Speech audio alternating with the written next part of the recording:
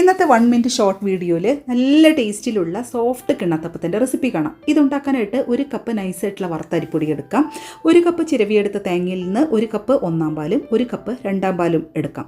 2-ാം പാൽ ഒരു സോസ് പാനിലേക്ക് ഒഴിച്ച് മീഡിയം ഫ്ലെയിമിൽ വെച്ച് ചൂടാക്കിയെടുക്കുക. തിളയ്ക്കേണ്ട, അതിന് മുമ്പത്തെ പാകത്തിലെടുത്ത് അരിപ്പൊടിയിലേക്ക് ഒഴിച്ച് നന്നായി ഇളക്കി മിക്സ് ചെയ്തെടുക്കുക. ഇനി ഉടനെ തന്നെ കട്ടിയുള്ള 1-ാം പാൽ കുറേശ്ശെ ഒഴിച്ച് മിക്സ് ചെയ്യാം. മധുരത്തിനായിട്ട് 1/2 കപ്പ് പഞ്ചസാരയും മധുരം ബാലൻസ് ചെയ്യാൻ 2 നുള്ളു ഉപ്പും ചേർത്ത് നന്നായിട്ട് മിക്സ് ചെയ്തെടുക്കുക. മിക്സിയിൽ ഒന്ന് നന്നായി അടിച്ചെടുത്തു. ടോട്ടലായിട്ട് 3/4 കപ്പ് കട്ടിയുള്ള തേങ്ങാപ്പാലാണ് ഉപയോഗിച്ചത്.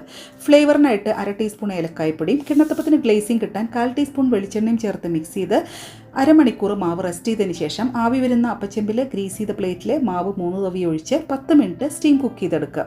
നന്നായി ചൂടാറിയതിന് ശേഷം കിണ്ണത്തപ്പം കട്ട് ചെയ്യാം. ഈ ഒരളവിൽ 2 കിണ്ണത്തപ്പം ഉണ്ടാവും. നവ്യ ബേക്കറിയിൽ നിന്നൊക്കെ മേടിക്കുന്ന സോഫ്റ്റ് കിണ്ണത്തപ്പത്തിൻ്റെ ടേസ്റ്റ് ഉണ്ടാവും ഈ കിണ്ണത്തപ്പത്തിന്. നല്ല വീഡിയോസുമായി വീണ്ടും കാണാം. താങ്ക്